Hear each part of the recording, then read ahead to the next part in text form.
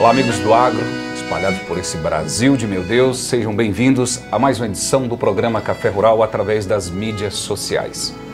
O nosso espaço que a gente senta para discutir as principais ações, os problemas, os desafios que nós temos e que teremos pela frente. Hoje, em nosso programa, nós vamos bater um papo especial com o deputado estadual Paulo Câmara, que está rodando bastante a região, vivenciando o agro no extremo sul da Bahia, e a gente vai aproveitar essa oportunidade para falar mais sobre o setor e buscar as boas parcerias com políticos realmente comprometidos com o setor para nos ajudar nessa luta cotidiana que não é fácil. Deputado, é uma honra recebê-lo pela primeira vez aqui no Café Rural.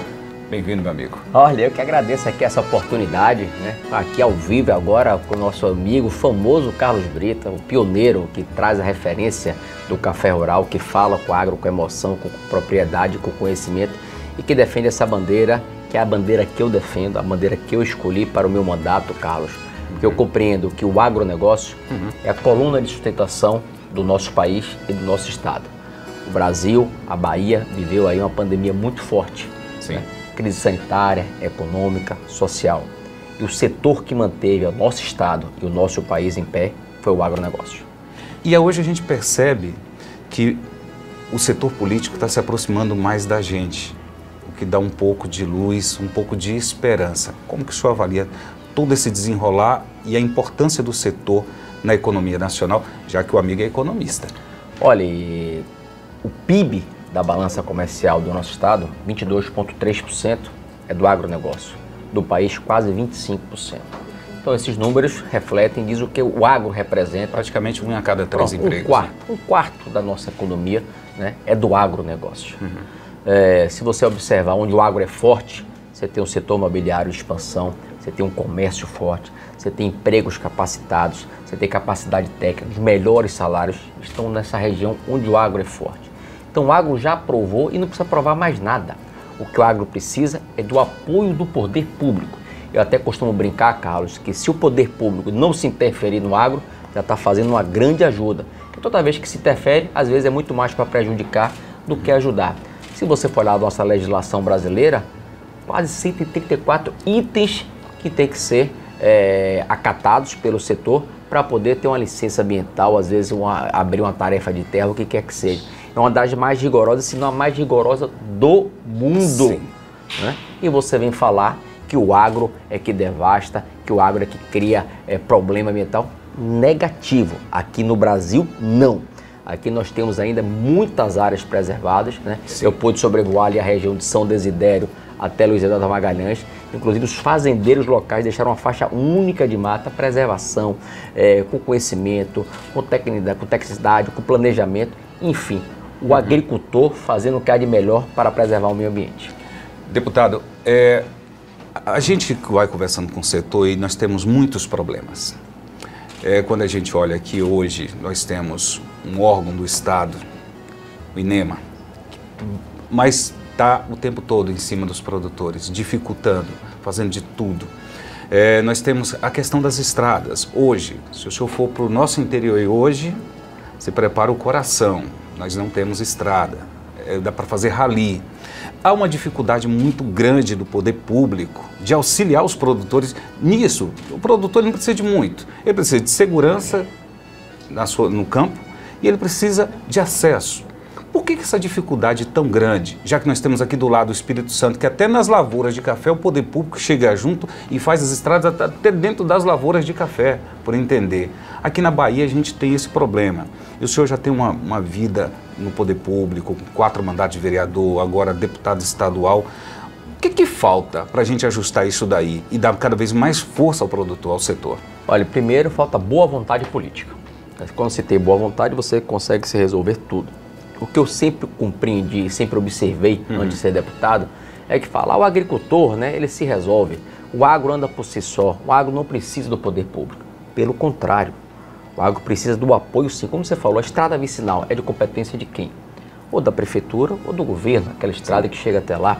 Né? Quando você fala em segurança no campo, quantos estoques de medicamentos, de produtos que são utilizados na lavoura são roubados. A questão do gado, que também está sendo roubado. A questão de segurança é a questão de quem? E quando você melhora a estrada vicinal, você melhora desde aquele pequeno produtor que às vezes tem uma tarefa de terra, 2 tarefas, que vai ali colher poucos litros de leite, que vai chegar na mesa do consumidor, até aquele que tem uma carreta de soja para poder transportar. Isso é obrigação do poder público, é dever do poder público. O que sempre observei, e agora eu tenho observado com foco melhor, quando o governo federal passou a dar mais visibilidade e a compreender e ajudar mais o agro. Foi nesse governo agora que começou. O agro passou a surgir para o país com uma força motriz graças ao governo federal nesse momento. Então houve esse despertar e conhecimento da população como um todo, que o agro sim é que mantém a nossa sustentação, a nossa balança comercial e que coloca a comida na mesa. E se o poder público cumprir o mínimo da sua obrigação, você falou do caso do INEMA. O INEMA demora de 6 a 8 anos para dar uma outorga de água. Outorga de água. De 6 a 8 anos, quer dizer, não cumpre a sua obrigação. Quer dizer, quando você vê o agricultor querer fazer uma cultura irrigada, ele vai esperar 8 anos para ter uma licença, aí chega o INEMA para multar, para notificar, para embargar a sua terra. Quando ele não cumpre a sua obrigação, ele não está pedindo nada que não seja o seu direito legal.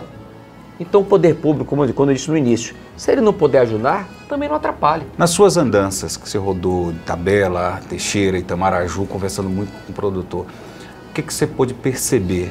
Como é que está a expectativa desse pessoal e o que você sentiu de ânimo, de desânimo, de necessidade para o setor? Bom, primeiro o ânimo, nós temos 2 anos aí seguidos de boa lavoura, bons preços, índices pluviométricos muito bons, muito positivos, mas a gente sabe que isso não vai ser eterno. Então a pujança do setor a uma economia muito efervescente graças ao agronegócio.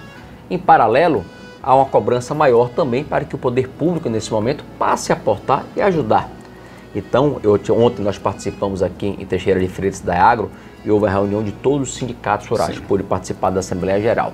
E é unânime a queixa ou da Prefeitura ou do Governo do Estado com relação a essa ausência. Sim. Como ele disse, o Governo Federal já colocou a lupa, já colocou o holofote e já colocou para o Brasil o que significa o agro. Falta que os governos estaduais e as prefeituras locais, algumas até já começam a compreender e a trabalhar melhor, não só com a imprensa local, com os sindicatos que existem, com o agro como um todo, mas tem que trabalhar. Aqui nessa região é a melancia, é o café, é o mamão, é o eucalipto. Essa é referência para o Brasil. Se você falar pecuária de corte, uma das maiores do Brasil estão aqui. Justamente. O maior eucalipto está aqui. O mamão, é o café, é a pimenta, é o maracujá. E agora, ontem nós estávamos discutindo, a possibilidade dos grãos virem para cá. Já é o milho, já se fala vira soja.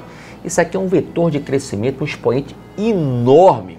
Eu até brincava ontem na reunião que eu digo aqui que essa região vai ser daqui a 10 anos, vai se tornar reconhecível. Porque aqui está o vetor de crescimento hoje da Bahia do agronegócio, é aqui no Rio Grande do Sul. É a nova fronteira, a gente acredita fielmente que a nova fronteira agropecuária do país está aqui. Muitas pessoas, inclusive, vendendo propriedades em outras partes do Brasil, vindo investir aqui. E se o produtor ele puder contar com um pouco mais de segurança jurídica, parceria com as prefeituras, eu questiono muito os prefeitos, eu falo, gente, vocês ainda não enxergaram que a janela do desenvolvimento, a grande porta do desenvolvimento para a nossa região está no setor rural? Temos essa dificuldade. Olha, ou por falta de compreensão, porque os prefeitos têm aquelas dificuldades da saúde, da infraestrutura, mas se eles trabalharem em parceria com o setor existente do agro, o setor do agro é muito participativo, ajuda demais as prefeituras. O que eles não querem é serem explorados pelos prefeitos e pelos governos, aí não dá. Eu dou exemplo até agora do oeste da Bahia. Nós conseguimos, à época, a patrulha mecanizada para a AIBA.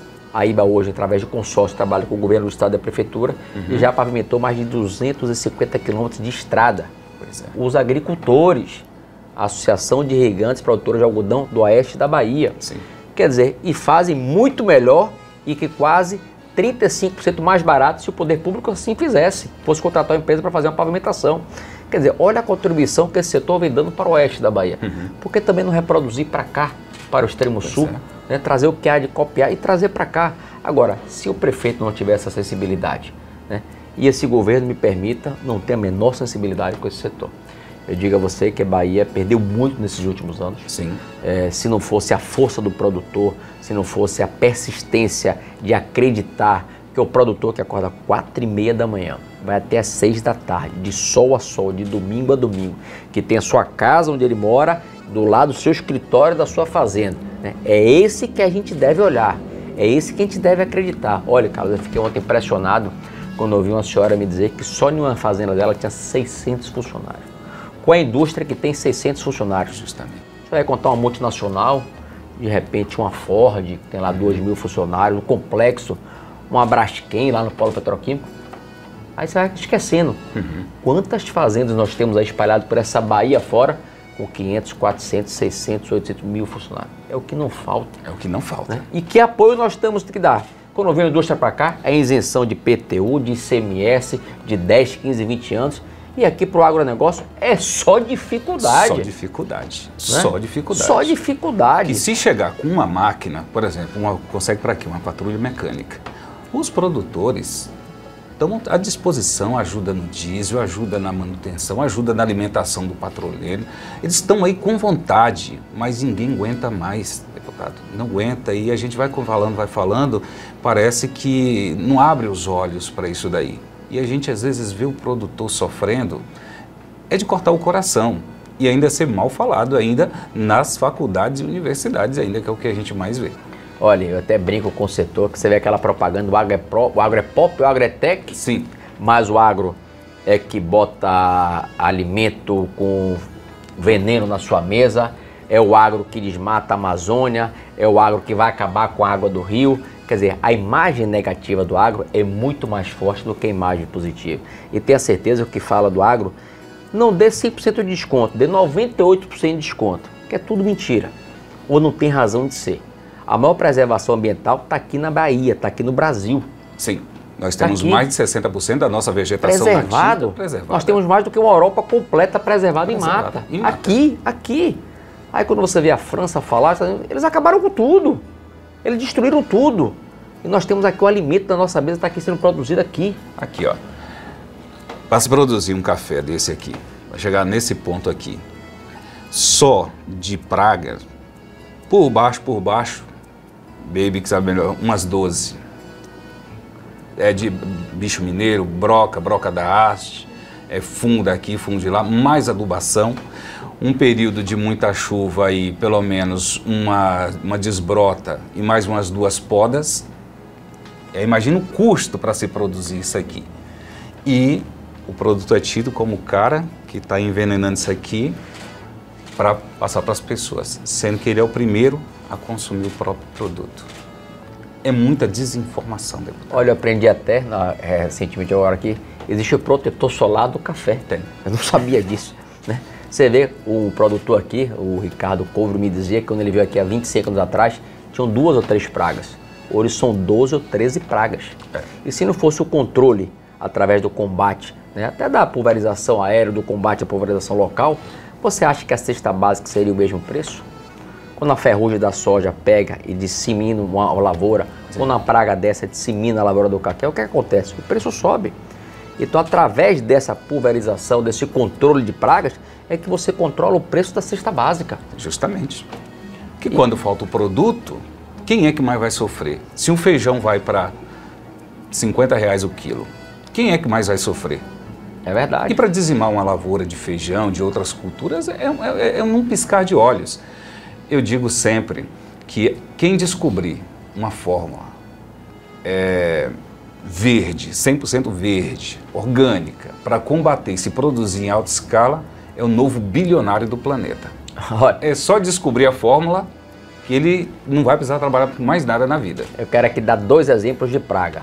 Eu sou filho de ilhéense, meu pai tinha uma fazenda de cacau e na final da década de 80 veio a vassoura de bruxa. Acabou a terra. Acabou. Virou pó. Virou pó. E outra região do Guanambi, que era a maior produtora de algodão da Bahia, veio uma praga do bicudo e dizimou. Acabou a região. O empobrecimento da região é latente. Nós estamos falando de Ilhéus de 30 anos após e ainda não conseguiu se recuperar. Procede. Ilhéus era a terra do fruto do ouro. A economia, 25% do PIB da Bahia estava na região cacaueira. Justamente. E a Bahia começou a falir e a disseminar. Então, o que é que acontece? O agro já mostra a sua força. E as tecnologias que estão aí dizendo, vai desmatar, a população está crescendo, não vai ter alimento. Mentira! Quanto mais tecnologia, né? Mais produtividade, maior quantidade de saca por hectare, muito mais a colheita. Então tudo que se fala do agro, ou é para contaminar, ou é para criar uma cortina de fumaça, ou então para fazer aquele famoso fake news. Não existe isso, gente. Olha, eu sou uma pessoa que não conhecia o que era o agro, conheci precisamente em maio de 2017, quando eu estive na Bahia Farm Show, em Luiz Eduardo Magalhães, e lá nós temos uma feira, que é a segunda maior feira do Brasil, que gera de negócio 1 bilhão e 400 milhões de reais em 5 dias de feira. Justamente. 1 bilhão e 400 milhões de reais. Olha a força do agro. E você vem dizer que esse setor não precisa ser ajudado? Esse setor precisa ser empurrado para frente, precisa ser alavancado, precisa bater palma de pé. Não o que acontece hoje com os governos, ou estadual, ou às vezes municipal, que pelo contrário, diz que o produtor não precisa de ajuda, que ele já sabe sobreviver. A pergunta é, quantos sobreviveram? Só para você ter ideia, Carlos, eu fiz essa pergunta lá no Oeste, só 30% tiveram êxito. Que a grande maioria que deixaram as suas terras não conseguiram. Então é muito difícil você ficar em pé, como você falou. É uma praga, é uma chuva em excesso, é a terra que escolhe errado, é um investimento que ele faz errado e a pessoa quebra. Quebra. Aí você olha hoje o Carlos muito bem sucedido, o Paulo muito bem sucedido. Vai olhar 30 anos atrás quando eles vieram para cá. De sol a sol, de domingo a domingo, plantando, colhendo, acertando, errando. Quer dizer, hoje porque ele está bem de vida, ele não precisa de ajuda. Pelo contrário, hoje ele permanece na sua terra, ele dá emprego, ele gera renda, ele gera receita, ele consegue capacitar produtores. Ontem que foi tocado, você acaba pensando aqui agora, sabe qual é o grande problema hoje? Pessoas para consertar selaria. Né? Você vê que o agro, desde o conserto de uma sela, né, até a tecnologia de uma máquina que custa 8 milhões de reais com a colheitadeira de algodão. Uma pessoa que dirige uma máquina dessa tem um salário de 6 mil reais. Quantas pessoas você conhece que ganham 6 mil reais? Quantas? De nível superior? Quantas pessoas? E você vê uma pessoa que tem um nível médio, que houve um treinamento específico, ganha 6 mil reais para pilotar uma máquina colheitadeira de algodão. E você tocou num assunto muito importante. Nós estamos sofrendo muito pela falta de uma mão de obra qualificada. Hoje nós temos uma deficiência. Nós ainda estamos muito aquém nos nossos representantes a nível federal. Temos bons nomes, mas eu acredito que ainda não conseguiram compreender a importância do setor. E o senhor pode nos ajudar nessa questão. Olha, tenha certeza disso. Eu sou uma voz aqui ativa na Bahia. Eu procuro cumprir o meu papel com muita dignidade, com muito respeito ao setor, porque eu entendo que esse setor merece aplauso, respeito e incentivo. A gente, quando homem público, enquanto servidor público, sou um servidor público e tenho um mandato temporário, eu não posso me utilizar do setor, porque eu sou passageiro e esse setor ficará. E se a gente não compreender o que esse setor significa para o nosso estado, é não querer compreender a Bahia. Porque você vai no extremo sul, onde nós estamos, você vai no oeste, você vai no norte, estive agora em Mucugê, você vê a família Borré, que é hoje a maior produtora de batata norte e nordeste, investindo 50 milhões de reais na vinicultura. Fazendo uma vinicultura lá belíssima, que vai ser muito melhor do que a do Rio Grande do Sul. Pelo solo, pela qualidade da água, pela qualidade do solo, pelo terroir, pela uva que está sendo produzida. Essa pessoa não merece incentivo? Quer dizer, 3 anos investindo em terra, trazendo especialistas de fora, botando toda a sua vida, um projeto, um sonho, e transformar uma região num novo roteiro de vinhos ali. Quer dizer, o que é que esse homem precisa? De incentivo. Que a gente não atrapalhe. A gente devia dar desconto de ICMS, de ISS, para que ele investisse mais 50 milhões, gerando mais emprego, mais renda. E pelo contrário, as pessoas, ele não precisa, ele já fez. Olha, a cabeça, a gente fala assim o seguinte, né, o brasileiro tem muito disso. Ele gasta 500 para não ver o sucesso do outro e perde 200. Bom, nosso tempo está chegando ao final, mas eu não poderia deixar de fazer uma pergunta. Como é que nós vamos fazer com o nosso presidente? Qual é a sua expectativa? Será que teremos Bolsonaro por mais 4 anos? Olha, roda a Bahia toda. Eu estou vendo um presidente aí bem posicionado, principalmente no nosso setor. Já está bastante consolidado. Eu acho que ele sofreu muitos ataques, ainda continua sofrendo muitos ataques, que às vezes sugerem alguma dúvida com relação ao posicionamento do presidente. Mas hoje é o candidato que pode derrotar o candidato Lula. Eu sou a pessoa que sempre estarei do outro lado do PT. Eu estarei ao lado do candidato que irá derrotar o presidente Lula. Hoje, você imaginar que um presidente desse pode retornar um ex-presidiário, que foi comprovado, o maior escândalo de corrupção do Brasil, estão no governo do PT. Pensar em governar o nosso país é desesperador, desesperador. E compete a todos nós, homens públicos, pessoas que têm um pouco de discernimento e equilíbrio, a mudar a nossa chave. Como aqui na Bahia. Sim. Né? Se você me permite falar, não dá para ficar mais 4 anos com esse governo. Não dá, já deu, já chega. Já deu. Vamos repaginar, vamos olhar outras alternativas. Né? Vamos ver o que está aí de novo. Não dá para você continuar como está aqui hoje.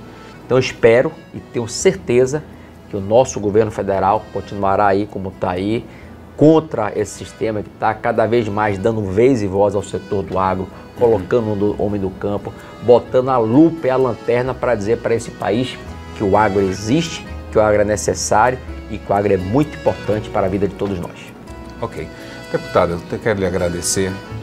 Nos prestigiou durante a Feira do Produtor, rodou a região, conversou com o setor, está saindo muito bem inteirado das nossas necessidades e espero poder contar cada vez mais com sua força lá para defender o nosso setor. E muito obrigado pela participação, deputado. Olha, eu que agradeço a você a oportunidade, a paciência do amigo telespectador. É um prazer sempre grande estar batendo esse papo aqui com você.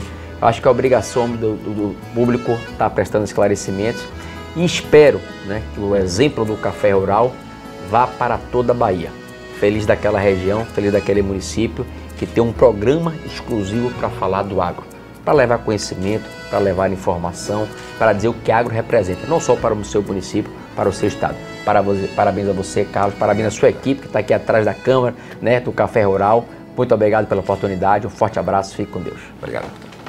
Satisfação.